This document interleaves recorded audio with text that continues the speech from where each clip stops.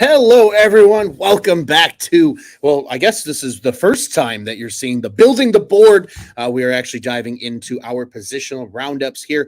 But welcome back to Bears on Tap. We are still Bears on Tap here. I am Ron Luce. You're probably sick of my voice. You know who I am. And I am joined tonight by Mr. Steve Letizia, CFC Bears, over on the X. Steve, first off, hey, man, how you doing? I'm excited to be on the mic with you. Yeah, me too. It's the first time we've talked in like the Slack and everything, but first time on the mic together. So I'm excited for that. Yeah, I'm doing good. I'm really excited about this building the board thing we're doing, and all the great people I'm meeting, all the prospects that we're watching, and we're starting with running back, the very first position, which we'll get into it, but it's not the best position group this year. But there are some intriguing guys, so I'm really excited to talk about them more. 100%. Yeah, it's kind of fun because we get to lead all of these off. So for all those that are tuning in going, well, what the heck's going on here? You heard from all of us in the opening episode of Building the Board. Q did an absolutely great job putting that all together. Big shout out to our Mr. Producer Q here behind the ones and twos. But in addition, you guys were at the Senior Bowl and you guys were live each night from Mobile. So that was incredible content as well for those that haven't or have caught that.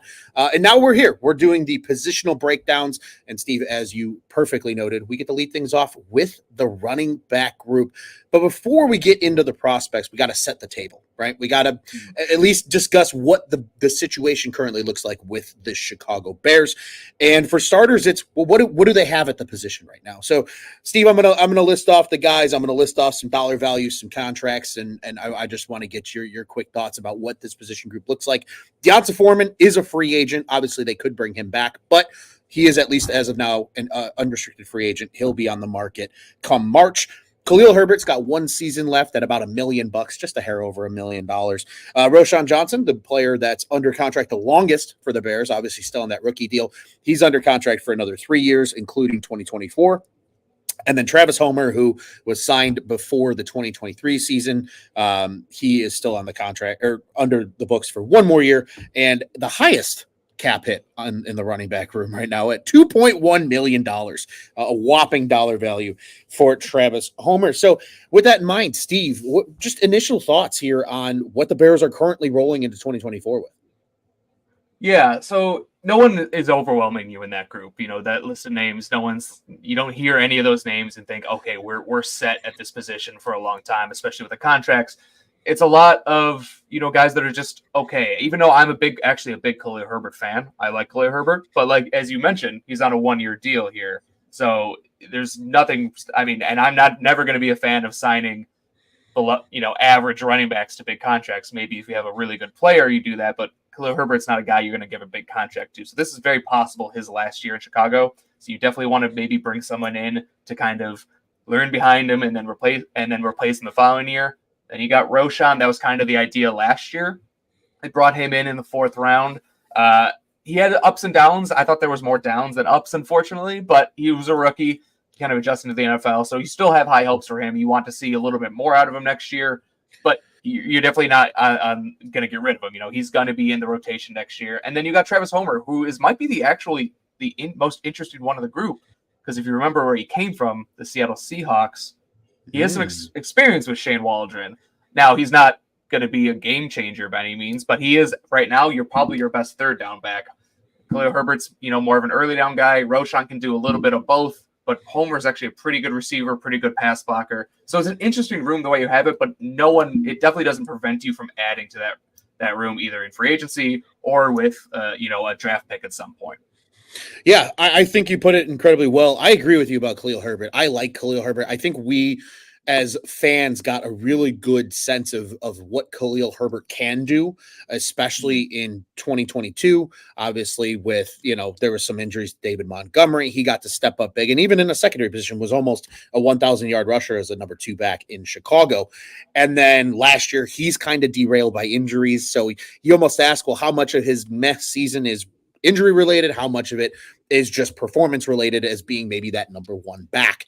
Well put, I think, with Roshan as well, right? He's a rookie. He's still kind of a wild card. I don't think we saw enough of him last year to really have a good gauge on what he can be at the NFL level. But the Travis Homer you bring up with, that's a connection I almost totally forgot about with the Seattle Seahawks now that Shane Waldron has taken over as the OC for the Chicago Bears. I think with Homer too, I would almost make the argument he's the most important running back on the roster right now. And that reason being he's an incredible special teamer. And if you get one of those kind of guys, they're invaluable at the NFL level if you can get a guy like that. So, but agree with you, right? Great pass blocker, probably the best receiving back on the roster as well. So, and maybe appropriately so, the highest paid back on the roster as well. So, definitely in agreement with you there, Steve. A room that they can add to, and with that in mind, how much draft capital, if you are Ryan Poles, would you spend, or should the Bears spend, potentially on a running back in this coming draft?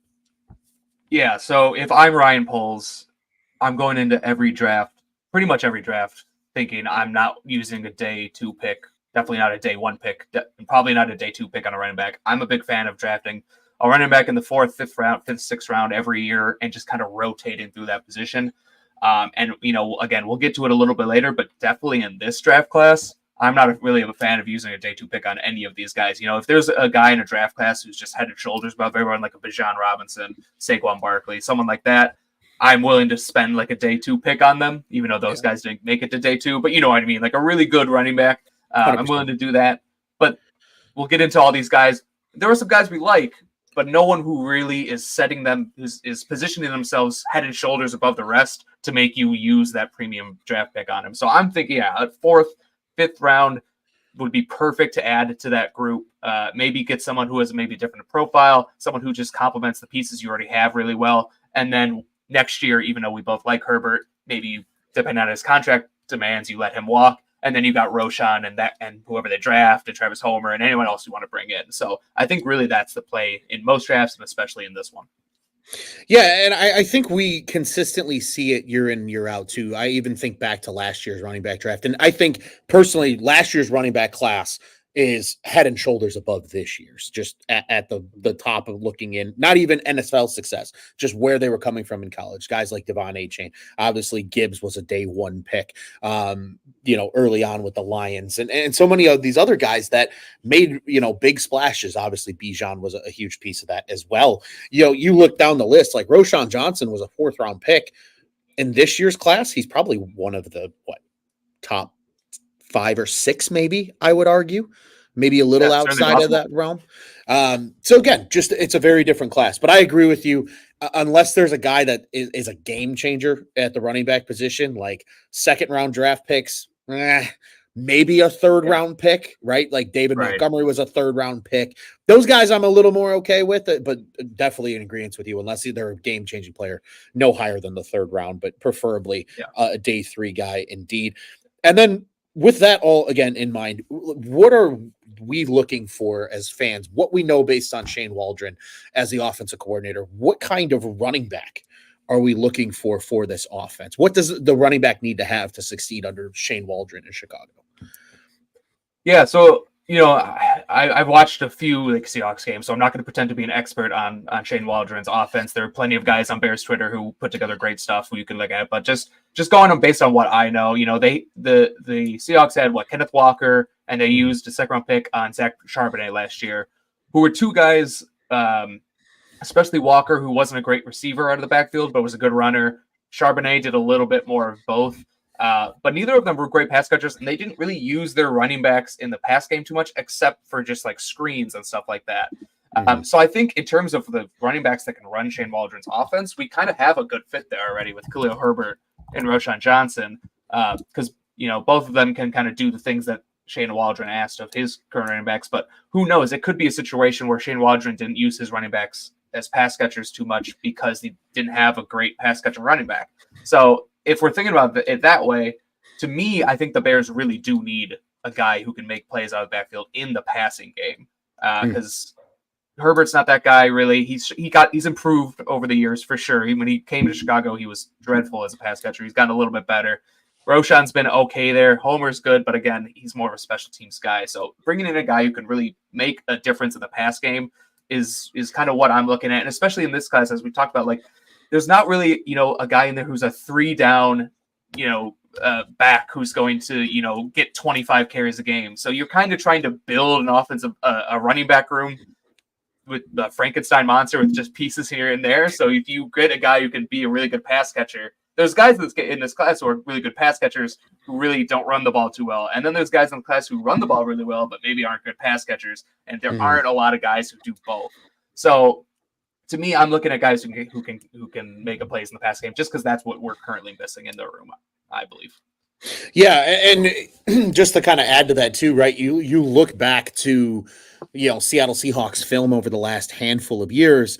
A lot of that pass catching out of the backfield was Travis Homer when he was there, right? And albeit in a little bit of a smaller sample size, but that still is the name that you saw the most. So again, don't expect Travis Homer to be, for the fantasy football gurus out there, like a worthy draft pick in the late rounds of your fantasy drafts in the fall. But in agreement with you there, Steve, they're definitely going to have to add at that position, probably a notable pass catcher, especially for just the success of potentially a young quarterback or even potentially a veteran quarterback who, sometimes doesn't like to get out of trouble and tries to run it himself. But I guess when you have Justin Fields, you can afford to do that when things boil down to it. With that all in mind, Steve, let's dive in. We've got 7 guys that we're going to cover here today as a little bit of a precursor for everybody that's watching at home or listening to this in podcast form at a later date. There's a lot of guys that admittedly we just haven't had the time to get to in a ton of film, but don't worry, the Trey Bensons of the world, the Blake Corums of the world are on our mind. They just might not be covered in depth on this episode. So as a little bit of a precursor for everybody there. But one guy that Steve, you and Quentin and Robert got to see a lot of just a week ago at the Senior Bowl was none other than Ray Davis out of Kentucky. You had the firsthand look at him. I would love to hear what you have to say about Ray Davis. Yeah, he was one of my favorite running backs going into the Senior Bowl, and he did nothing to dissuade me from that. If we're talking about Ray Davis, I wrote an article on ontapsports.net. Please go on ontapsportsnet.com. Sorry, please go read that article on Ray Davis. It's actually it's so when you're talking about him, I think you have to start with his background. It's really inspiring, his background.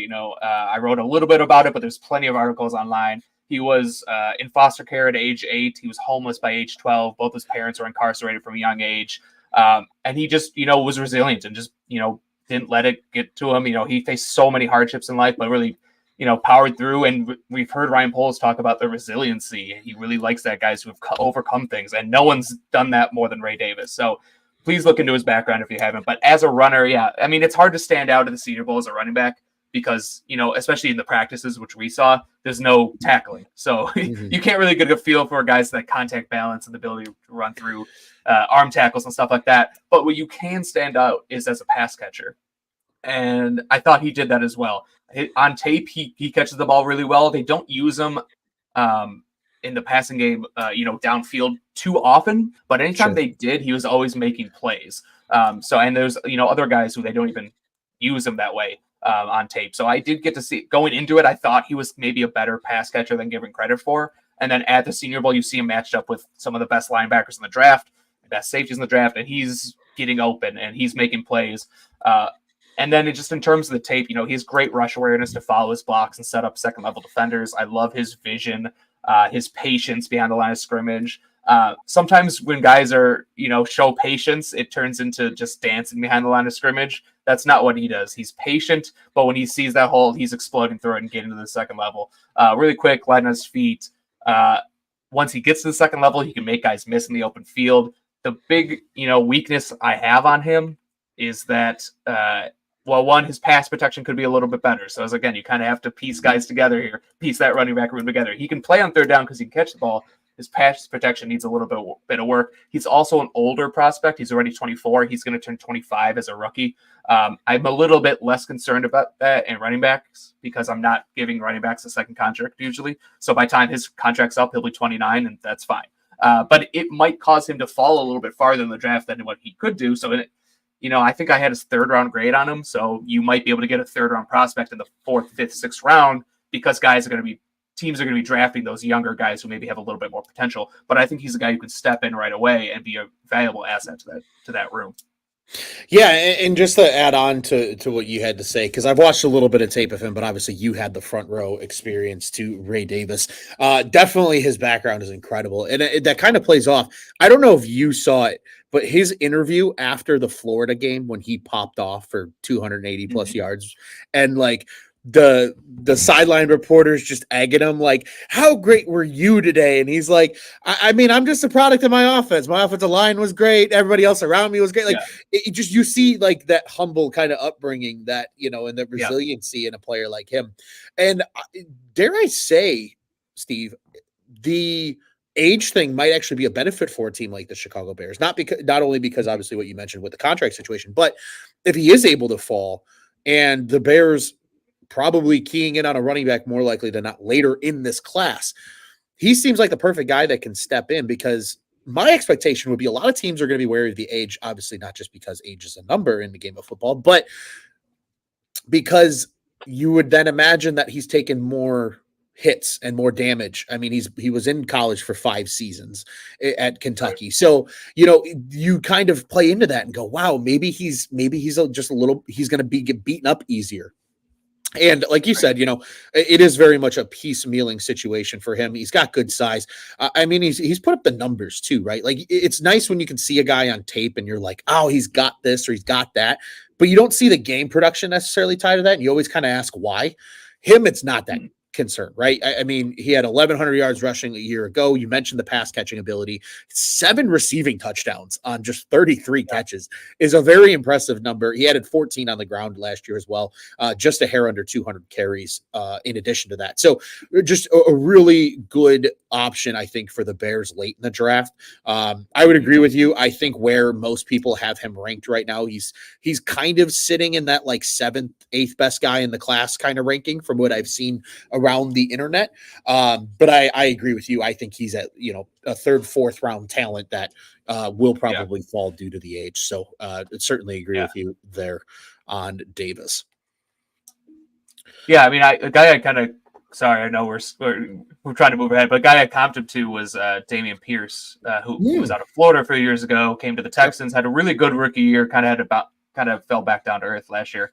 So I don't know if he's going to have the same stats that like Damian Pierce had, as a rookie, but he's a guy who can come in right away. He's a little bowling ball. He's like what 5'9", 220 pounds, Yeah. and he runs like it too. He tries to run through guys. Runs over guys, but yeah. So I think that's kind of just what to expect if they did draft him, a guy like that who is a good runner of the football, can contribute in the pass game, but maybe not. He's not going to be like a Danny Woodhead who's gonna or a guy like that. In the pass game, Right. but he's going to contribute a little bit. Yeah, he's listed at 5'10", 216, but I agree with you. He's probably a little more like 5'9" and a little I pushing think 220. Yeah, I think when he mentioned to the Senior Bowl, he was like 5'8" and 7/4, 7/8 or something like that. He was under 5'9", I believe. Okay. Yeah. Hey, sometimes the little bowling ball Chihuahuas are the feistiest dogs for a reason. Just because they're tiny doesn't mean they don't Yeah, pack a punch. yeah. But that's I all mean, we got. Oh, go ahead. I'm 5'8" and 7/8 as well, but my Tinder profile says I'm 5'10", so I get it. I feel that. I feel that. Mine for the longest time was I'm a hair under 5'11", but we were 6 foot. Don't get it twisted. At the end Yep. of the day, moving on from Ray Davis, we're going to talk about another SEC running back. This time in the form of Jalen Wright out of Tennessee. Again, a guy that I admittedly haven't watched a ton of film on. I've actually probably seen more of his running back Jabari Small than I have more of Wright. But again, another guy at the Senior Bowl, Steve, that you got a front row view at just a week ago in Mobile. So he was attending the Super Bowl Senior Bowl, but he did not practice. I don't know if that Okay. was an injury thing or if it was just sitting out. I'd imagine it was probably an injury thing because it's not. I mean, I like his tape a lot. He's going to be one of my top guys. But I imagine he's still not like there. He's still trying to separate himself from the group. So I'd imagine it's probably an injury thing, but I don't know. But he's a guy I really like. The thing about him, they're back. I mean, they're where the colleges and offenses they're coming from is very different from Ray Davis to Jalen Wright. Ray Davis was more of like a bell cow guy. Jalen Wright was very much in a running back by committee, as you mentioned with Jabari Small. So he doesn't have, and he's also only been in college for 3 years, so he doesn't have that wear and tear you would get on most running backs that are coming in. So I think teams are going to really like that because they're going to, draft him and on his potential and then try and, get that workload up. But he's really explosive athlete. This guy is plus speed, plus elusiveness. Like I said, with Davis, he's got good patience and vision behind the line of scrimmage. He's not the biggest guy. He's a little, I think he's like 5'10", 215. I can't remember, but something like that, but he has they got him. They got him listed at about 5'11", 210. Yeah.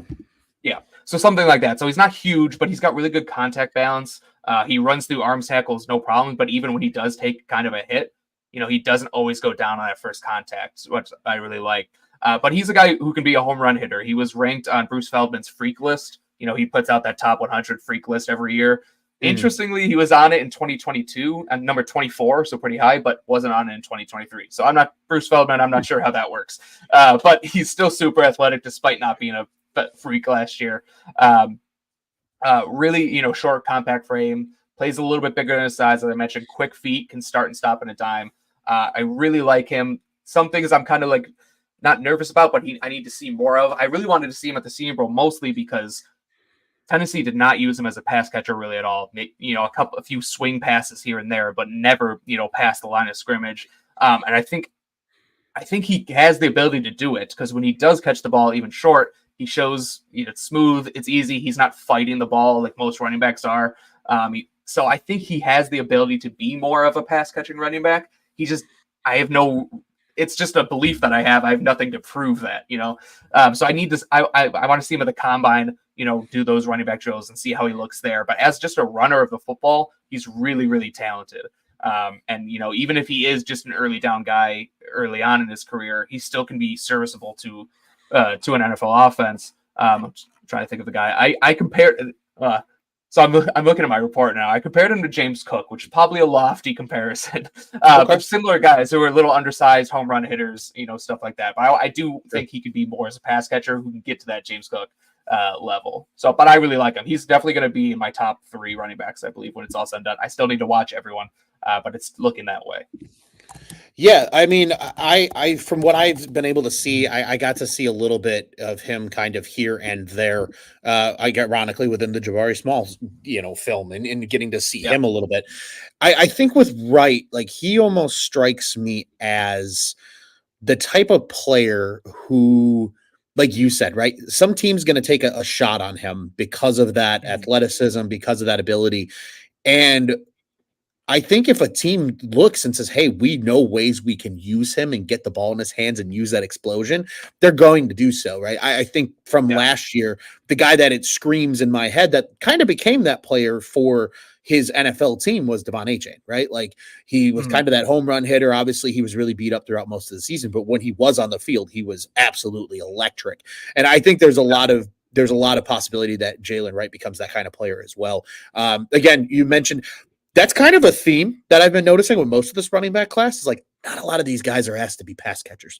And if they are, it's like the swing pass out of the backfield, and that's about the extent of it. So I'm right there with you. I think, there's certainly the upside, but again, I think we're going to learn a lot about guys like him at the combine coming up here in just a few weeks. I am Skokes, a good friend of our program, jumping in the comment section. She says, dudes stumbled upon Jawar Jordan not long ago, an interesting player, another guy that we will certainly have to keep an eye on our radar. And blank name here. Blake Corum is another name to look at, though. Or thought I doubt he makes it past round 2 as the Bears should not be using a second round on a running back. I think Corum's going to fall personally. I know the numbers are there, and I'm the first person that thinks the whole size thing is just stupid. Like if you can play ball, you can play ball. Corum's size is going to have him. He's going to fall down draft boards as a result of that, unfortunately. Being 5'8", and I think that might be generous calling him 5'8". Yeah. So, but certainly guy, again, that is on our list of guys to keep an eye on and watch some more tape on as well, as we mentioned a little bit ago here on the show. Steve, let's move on out of the SEC over to the West Coast. They finally have ended the reign of being a Pac-12 school. Now they're going to be in the Big Ten. But let's talk about Marshawn Lloyd from USC. Another guy, again, you had a front row seat to at Mobile. A guy that I know, at least just watching from afar, that a lot of you guys were really impressed with in the running back drills in the pass game specifically. Yeah, no one looked better at the Senior Bowl. No running back looked better at the Senior Bowl than Marshawn Lloyd. I thought it was pretty clear he was the best running back there. Now, again, with the caveat being that we really only see them as pass catchers and what they can do there. You don't get a lot seeing them as a runner. But he's a really good receiver out of the backfield, and not just swing passes, not just screens. He can win downfield. I was watching a lot of Caleb Williams tape this last week, so I saw that firsthand. One play sticks out in my mind where he just ran like a seam right up the seam against a cover 2 and caught a pass deep downfield, adjusted to maybe not the most accurate throw, caught it in stride and just kept going and made a big play. So he did look awesome in Mobile, 100%. I came back from that because before the Senior Bowl, I didn't watch him closely. I saw him when I was watching Caleb Williams. I saw him when I was watching Brendan Rice, but I didn't really, focus on him. So I went back after the I keep saying combine, after the Senior Bowl. I was like, I got to watch more of this guy, and I watched him, and I came away less impressed, to be honest, than I was Senior Bowl. I think he is a really good receiver out of the backfield, and that's going to be his calling card in the NFL. But as a runner, man, he misses so many holes. He's just constantly running in the back of his offensive lineman. He really doesn't have any nuance to his running style. But he's a guy, he still has utility, because if you get him into the open field, he can make guys miss. It's just finding creative ways to get him into the open field, because he's not going to be able to do it consistently on his own, just running the football in the NFL. So there's still a lot to like, but I did come away from the tape a little bit down on him, unfortunately. But yeah, if you're just drafting him, on day 3 to be a pass catching third down running back, you're going to be, you could have something there. Problem with that is he's not a great pass blocker either. So if you use him as a third down back, because he can make plays out of the backfield of a pass game, but he can't pass block, he's not going to see the field, during his until that's fixed. So a guy who definitely, is very intriguing, but I need to see more as a runner. And I need to, I'm about, I think 4 games into his, I got a few more. So hopefully maybe I see something there, but someone, you got to be careful. He's not going to be that guy who you just give the ball to behind the line of scrimmage and let him go. He's got to, you got to manufacture touches for him. Yeah, almost. It kind of reminds me a little bit of a former Bear in Tariq Cohen that I think was starting to take the turn by that 3rd year as a guy that truly could run between the tackles and be used as a more often running back. But obviously the injury completely derailed his career. At least it's good to see him back in the NFL with the Carolina Panthers. But maybe that's the type of guy, right, that Lloyd becomes at the next level. You kind of manufacture those touches, as you said, for him, find ways to get him involved, maybe in the quick screen game, maybe just, again, even as just a straight up receiver, right, just to give a different look, use some of that explosiveness and shifty ability as a pass catcher, maybe downfield or in the check down game, etc. So Marshawn Lloyd, a guy that admittedly, again, I haven't watched a ton of film on personally, but again, Steve, you were able to have a firsthand look at him in Mobile, which is absolutely fantastic. Another guy that you got to see down in Mobile, hailing from New Hampshire, one of the smallest states in the union, is Dylan Lobby. Again, I will admit, another guy that I am still getting around to on the film, but a guy that you seemed pretty impressed with, Steve, especially from your time in Mobile.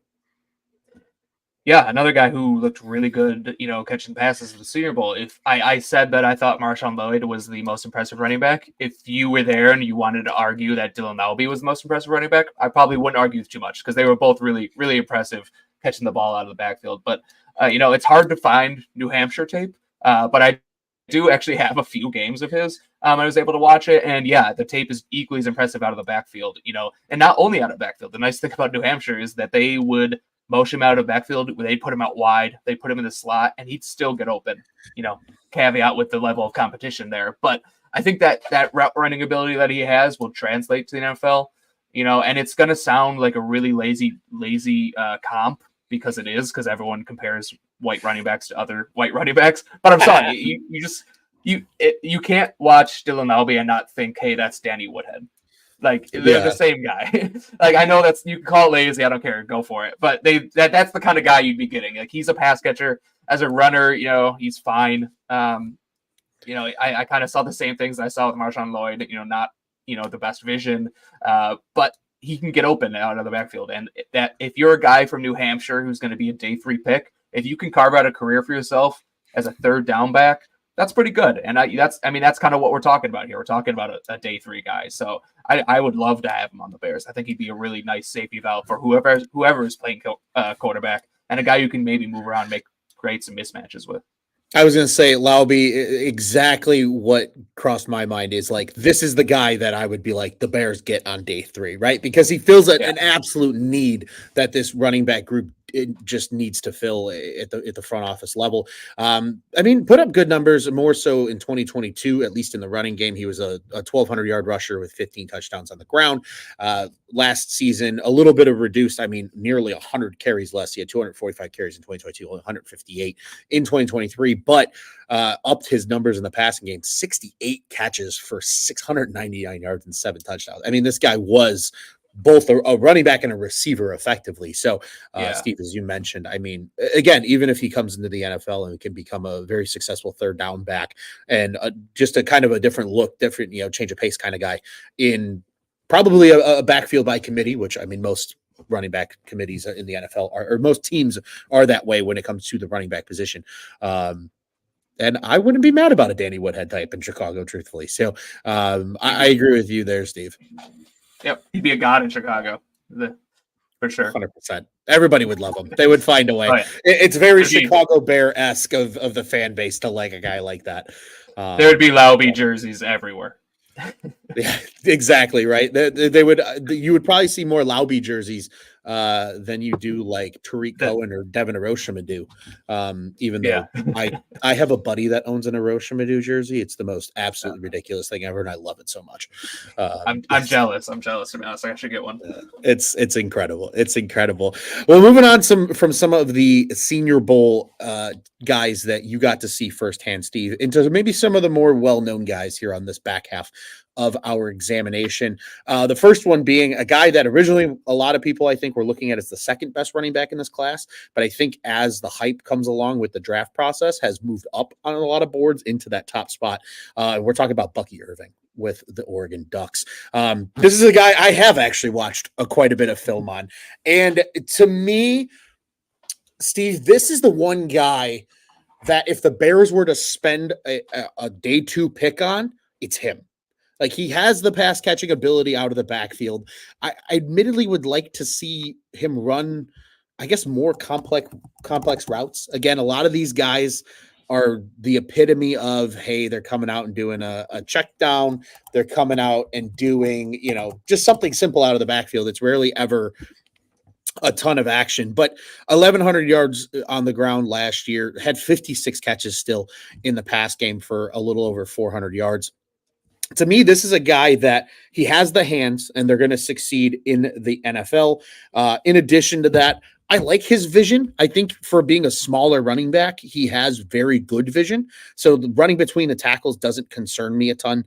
The one thing I would want to see more of is him just being used as a pass blocker. More often than not, he is sent out as kind of that check down guy for Bo Nix on a lot of the film. And that's kind of a little bit of an unknown in his game of just how well he can block, even in plays that, a lot of times he's like a decoy, right? And he's not actually getting those pass blocking reps.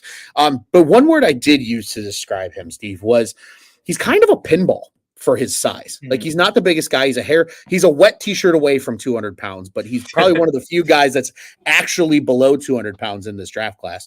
And you can get him down, but more often than not on the tape, it takes 2 and 3 defenders to hit him. He's not just a one and done kind of guy on the ground. So I feel like the more and more tape I watch on Bucky Irving, the more and more I get impressed. I think the only major question I have is just how well can he pass block? Because that's just something he didn't do a lot of at Oregon. Yeah, I mean, you've probably watched more of him than I have. I've just started his evaluation. But yeah, I liked what I saw early on, nothing final here. But yeah, I did think that he, going into it, you see a guy's profile and you go into a tape and you have an idea of kind of what you're going to see. But I thought he was kind of more powerful than he's maybe given credit for, at least bouncing off tackles. He's not going to be a power back by any means, but he doesn't always go down on first contact. And when you just see his size, you think that's what it's going to be. But yeah, and as a pass catcher, he's explosive. If we're talking about explosive guys, both as a runner and as a pass catcher. So I do agree he's got kind of that going for him over some of the other guys that we're talking about, other guys in this draft class, because he can be more of a third down guy. I don't know if you want him to be a 20 rush a game guy, but a guy you Right. can definitely have in a committee who's when you bring him into the game, it's not going to give away that you're passing the ball. You can use him as a runner. You can use him as a passer. So I really impressed. The thing about any Oregon guy I watch is that I start watching him and I say, oh, that was a pretty nice play. And then I say, oh, there's Jackson Powers Johnson. Oh, that was a great block. And then I watch like 7 plays of Jackson Powers Johnson. I have to go back. Like, no, you're not watching Jackson Powers Johnson. You're watching Bucky Irving. Go back. So that's my problem with anytime I watch Oregon guys. It's funny. As a former offensive lineman myself, obviously helping out with the running backs and tight ends for building the board, but I caught myself on a couple of plays being like, there was a really nice pass set by Jackson Powers Johnson there. I really liked what he did there. And then I had to do the same thing, kind of refocus on Irving. I will say Irving kind of reminds me, and some of this might just be with like the physique and kind of how he runs. He almost reminds me a little bit of Alvin Kamara, in the sense of like his running style, right? He bounces off of guys a little bit more, as Quentin says here in the comments. It's so easy to get distracted by JPJ. Too easy. But he strikes me as a guy, again, he's not going to run through people, but he's going to bounce off people. And that's very much how Alvin Kamara was when he first got into the league. I think Kamara is probably had more upside coming in as a pass catcher than Irving does, but I can see a lot of the comps there. And this is probably one of the, I would say probably one of 2 backs in my eyes right now, maybe 3, that go on day 2 of the draft. Like I think Irving's gone by the end of the 3rd round. He might sneak into the 2nd round. Truthfully, I think if a team really loves him, I could see him sneaking into the 2nd round, but I think the perfect place to take him, if you're looking just for the value of the player, I think would be like high 3rd round, mid 3rd round is probably where he ends up going. Do you agree with that, Steve? Yeah, no, that makes sense. I think if you could get him on day 3, that's a steal. But yeah, it seems more like he's gonna, because he's gonna go to the combine, and it doesn't matter that he's 190 pounds. He's gonna run a 4.3 and test, jump out of the gym and do all the stuff. So he's gonna move up draft board. So if he was a day 3 pick now, he's gonna be a day 2 pick after the combine. So yeah, that seems to make sense to me. Yeah, 100%. Absolutely agree with you there. A guy that I think we like a lot of, but like Irving, probably one of the guys that most people one of the first names out of people's mouths when talking about this running back class is the Big Ten back, Braylon Allen out of Wisconsin. Most people have him as their top back, understandably so for a variety of reasons. I feel like I know more about Braylon Allen than Braylon Allen might know about himself after the amount of film that I've watched on him over the last couple of weeks. But Steve, giving you the floor here first with Allen. I know this is a guy that you've actually had an opportunity. This is probably the first guy that we've both had a lot of opportunity to watch extensively on film so far. So I would love to get your take on Braylon Allen before I share some of my thoughts. Yeah, I mean, the first thing you notice about Braylon Allen is just his size. He's just a big dude. Some of these other guys we're talking about, pretty much most of the guys we're talking about, we're probably a little undersized, but Braylon Allen has that frame that can hold up to be like a 30 attempt a game rusher. There's not a lot of those guys in the NFL anymore. So, but even like a 20 game rusher, he can do that. He's not afraid to lower shoulder, run guys over. Good vision. He's also really young too. I think he's the youngest player in the draft. I believe I could be, if not the youngest, he's one of the youngest, which teams will like. My biggest question mark with him though is just the long speed. He doesn't have to be a home run hitter because he's 6'1", 230, something like that. 6'2", but I do question. Okay, even bigger than I had. So yeah, so he doesn't. That with that profile, you don't need him to run a 4.4 to be a successful running back. And just running backs in general, I think the 40-yard dash is a little bit overrated. It's more about quickness than long speed. But you do still want your guy, if he does get break one, to not get caught from behind. And I did see him get caught from behind a few times. So he might run in the 4.6s. I don't think that changes his evaluation too much because you're kind of, maybe he gets the 4.5s, but it's not his game, But I think, that also might cause him to fall down some boards. We know teams overweight athletic testing all the time. They see a guy like, oh, this guy's tape is really good, but he ran a slow 40 or he didn't jump as high as I thought. And then he goes down. But if you just trust the tape with Braylon Edwards, I think you're going to get a really good running back. Now, you have probably watched him more than I have, so I'm going to kick it back to you, and you can kind of just, talk about him a little bit more. This is the one guy I think I've actually salivated over in this running back class, truthfully, for a variety of reasons. Because he is so different than today's NFL running back, right? Like the size is there. I agree with you. My biggest concern is the straight line speed. He's He kind of reminds me of David Montgomery in that sense, right? Where like Sure. he has that quick, burst into the hole. I think from 2022 to 2023, he actually improved that burst. It just looked better on film, getting to the holes quickly. He's got good patience. Obviously, he's a pain in the ass to take down because he's almost 250 pounds and 6'2". But just an absolutely monster. I mean, he has no issue reading the open, in zone schemes, right? He can find the hole with ease. He sets up a lot of blocks for himself. I think the vision is really good there. He's very fluid in the open field, like for a bigger guy. Sometimes the bigger guys look a little robotic, just the way they run and move, especially at the running back position. I don't get that with Allen as much. I think he's very fluid in the terms of just the way he moves. He doesn't go out in the pass game a lot, just period. Like they don't ask him to. And if it is, again, it's like he's the do or die last option if they get to the 7th read on the field. And that's not even a thing. Like he's the very last guy. So he doesn't catch a ton of passes. He did catch more passes this year than any other year in his career, but he still only caught 28 balls in 2023. He had significantly less attempts this year as well, so that probably factored into his numbers being a bit off. He was a 1,200 rusher back-to-back years in 21-22, but just fell short of that 1,000-yard mark, not by much, 984 yards in 2023. I think he can be a 3-down back, and I think the receiving ability will be there enough. I'm really intrigued to watch him at the combine in anything that involves running routes and catching footballs. I think that's the one glaring area that I need to just see more of to truly understand what the player is as a whole. I wonder if the ball control is an issue too. It wasn't like egregious by any means. I'm not sitting here saying he fumbles once a game, but there were a couple of times where like he gets into a pile and somebody kind of comes in from behind and punches it out on him. So, I mean, 9 fumbles in 3 years, only 5 of them were lost. So again, not a huge concern, but at least something I at least debated and asked a question on. First contact never brings this guy down, but I think the one thing for me, Steve, that just to me it makes me fall in love with the player. The dude pass blocks like he's a right tackle. He's one of the best pass blocking running backs I've seen in a long time. Like there are not many guys at the running back position that pass block like him. Obviously the size helps that, but he's got the form, he's got the fit. He'll, like I talked to Q about it when we had our guys that we really liked from the jump on the first show. He can contort his body to take on blocks in a way. He almost never gets run over. And if he does get run over, it's because he's taking the player that's running him over just out of the play in general. Braylon Allen to me is the guy I look at though. And I go, oh, I hope he runs bad so that people let him slip. Because if the Bears could get him in the 4th round, like, yes, he's not he's going to run out of the backfield and catch a ton of passes guy. But he's the one guy that I just think would be such a unique kind of aspect to this Bears offense because of his size and just what they could do, because we saw it a year ago, right? With a poor offensive line in Seattle, Waldron had to use a lot of tight ends to shore up that aspect of the offense. And that was called out earlier by Robert Schmidt with the JSN dilemma that happened at Radio Row today.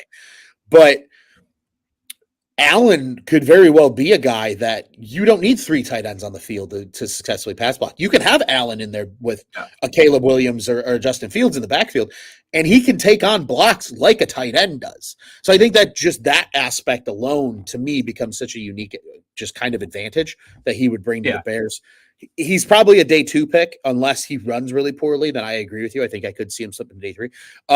My comparison for him, we had to go back in the time machine a little bit for this one. Gives me like Brandon Jacobs vibes. That is long enough.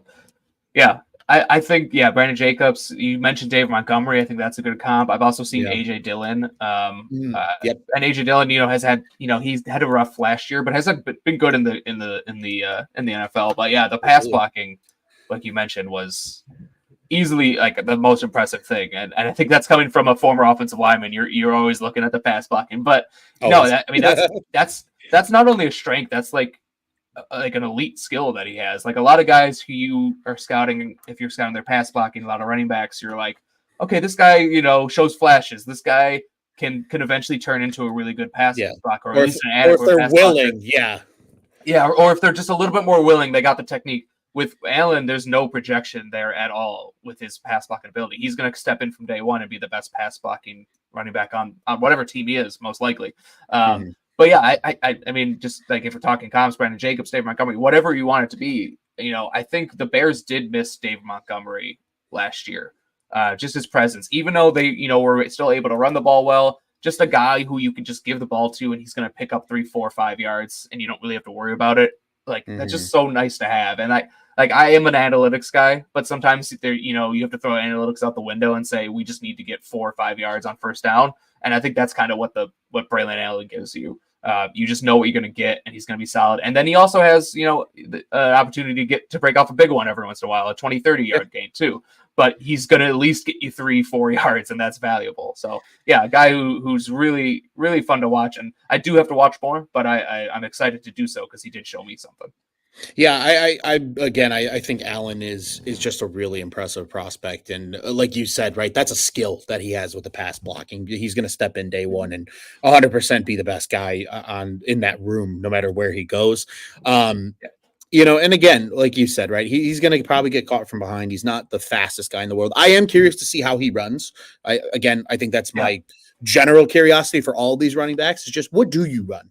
Because I want to see if my eyes deceive me or not when watching your tape. Yeah.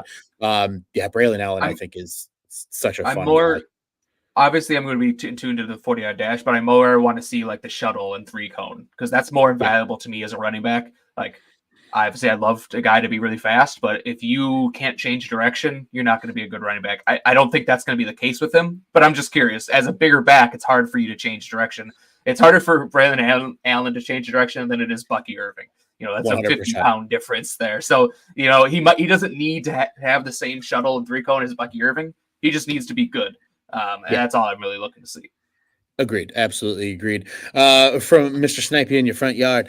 He says, I like the running back from Marshall. He says he forgets his name, but a lot of speed, a lot of power and grit. He reminds him of Pacheco a little bit, who, again, was another very late round draft pick, 7th rounder was Isaiah Pacheco, if I remember correctly. I believe, his name is Rasheen Ali. I think he actually was at the Senior Bowl, I believe. Yeah, he was. And again, it's so hard to stand out at the Senior Bowl as a running back, but I don't really have like anything to say really about him specifically, but I will say that all the running backs of the Senior Bowl, there wasn't like a bad pass catcher of the bunch. There wasn't like one guy who was dropping anything or one guy who was even fighting with the football. All of them were really natural hands catchers, and I think he was too. So again, not a lot on him. I haven't watched his tape, but he is a guy to probably monitor. Absolutely. Again, I feel like, especially just tying this again all back into the Bears, right? We're watching these guys from a holistic standpoint, but we do all have in our minds kind of where these guys fit with the Bears. It's realistic that these day 3 guys, which is probably going to be majority of this running back class, outside of probably Braylon Allen, probably Bucky Irving, and maybe a guy like Jonathan Brooks from Texas, like most of these guys are going to be day 3 picks. That's where the Bears are going to be picking, right? So a lot of those guys are the ones that we are going to be more tuned into, despite, obviously we love the guys like Bucky Irving and Braylon Allen, but unless they slip, realistically, the Bears probably aren't jumping to, if they get a 2nd round pick, let's say hypothetically for Justin Fields, they're not going to use that on a Braylon Allen or a Bucky Irving, right? That's probably going to be used on a pass rusher. It's probably going to be used on an offensive lineman, something of that nature over the running back position. We have one name left, Steve, again, noting to everybody, as we mentioned before, there are a lot of guys we still got to get the film on. We haven't forgotten about the Blake Corums of the world and the Trey Bensons of the world. Those guys are on our list to get to. But these are just where we're at right now in the process. Obviously, we're the first show, so we had the least amount of time to prepare, unlike some of our other counterparts here at Building the Board. But the final guy we're going to talk about here today, Steve, is Will Shipley from Clemson. Now, this was a guy that I think just because of Clemson's downfall, quote unquote, this year and really over the last 2 years, flew under the radar, I think, to a lot of people. But watching his tape, he's your prototypical running back size. He's about 5'11", so he's a little taller maybe than your traditional running back, but he's about 210 pounds, just good size for the player. But he is very fascinating, and I don't entirely know what he is. I don't know how good he can pass block because he was used quite a bit in terms of he would go out, check downs, even on – this was the one thing with Shipley that I liked was he didn't statistically have a ton of catches. I mean, 38 catches in 2022 was his highest in his career. He had 31 a year ago, but they have him running angle routes over the middle, right? He's not just a check down guy on a swing pass or a screen or something like that. They used him a little more in the passing game, which I thought was interesting. Probably one of the few guys that I truly saw that out of so far in watching a lot of the film. He runs very almost like it's controlled chaos.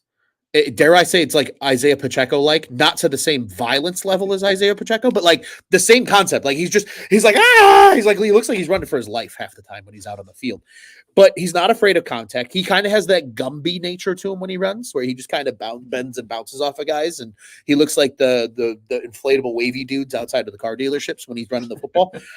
He almost gives me poor man's like Matt Forte vibes.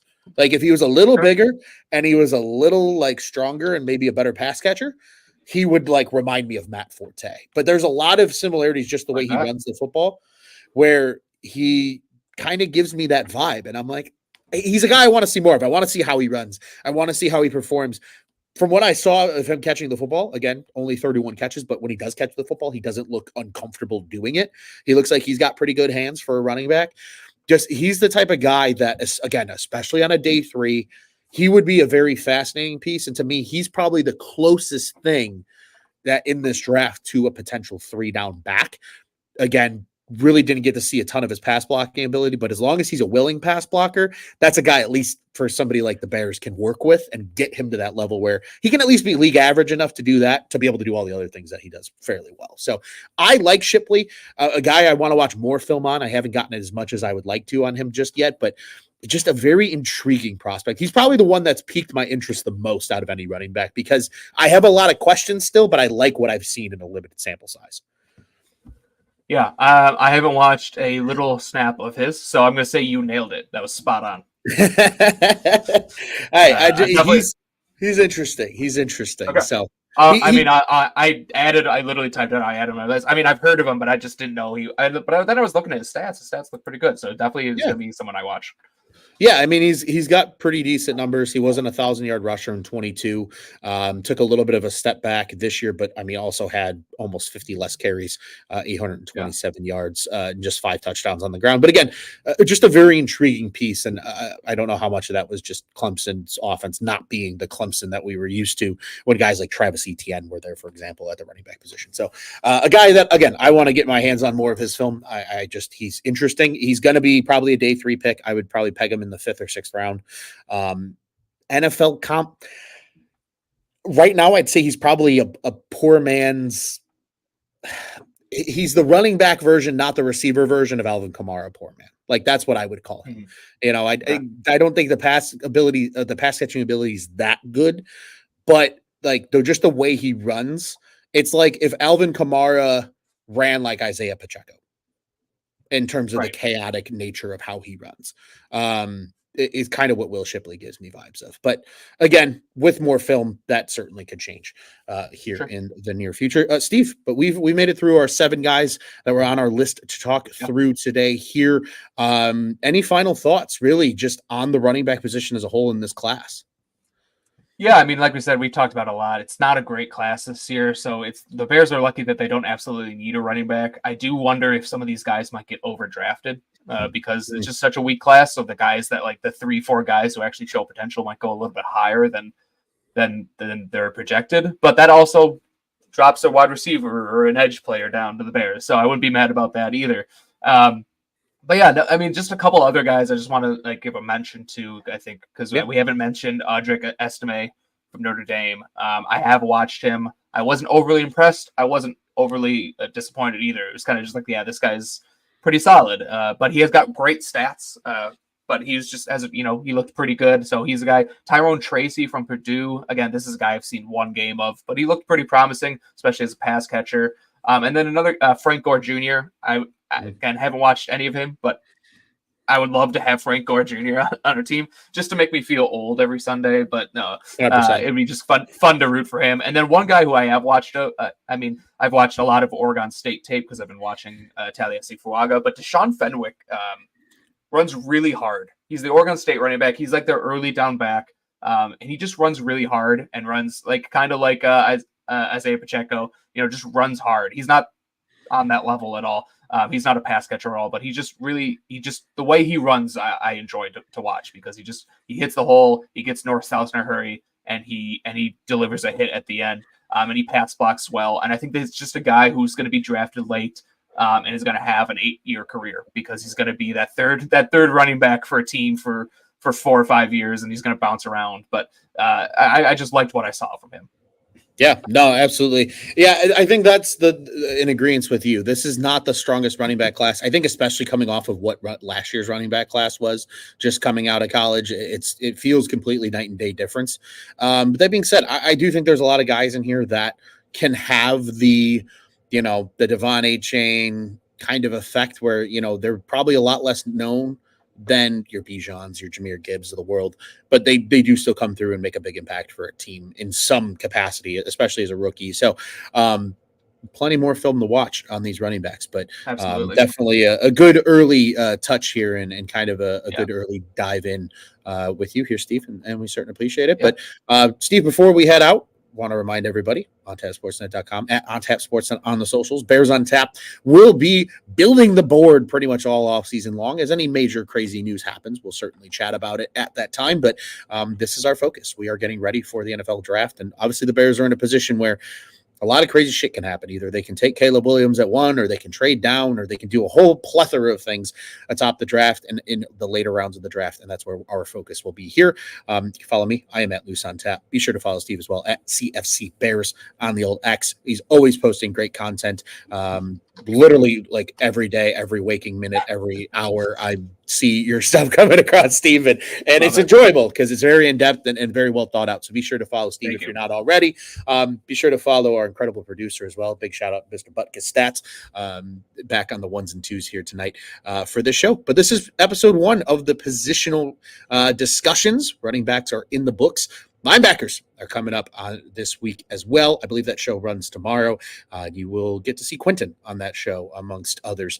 I don't recall who else is with the linebackers. So, but you will at least see Mr. Butkus Stats. So if you've missed Quentin on this show, we're sorry that you missed Quentin, but we miss him too. We love him. And you guys will get to see him tomorrow night on our next episode. And again, we'll have 2 position groups every week until they're all covered right here on Building the Board. And then we will start to get into the specials in March, where the great scouts here will be convincing general managers, and I use the term general managers very loosely, but convincing general managers what they should do with the Bears picks in April's draft. And then obviously that'll lead us up to the draft at the end of April. Steve, a pleasure doing the first show here with you. This was an absolutely fantastic look at the running backs so far. And again, Building the Board will be back soon. Be sure to tune in tomorrow for a live episode on the linebackers, and that'll be hosted by your truly Mr. Quentin Crisco. Until next time, I'm Ron Luce from Steve. Bear down, baby. Bear down, everyone.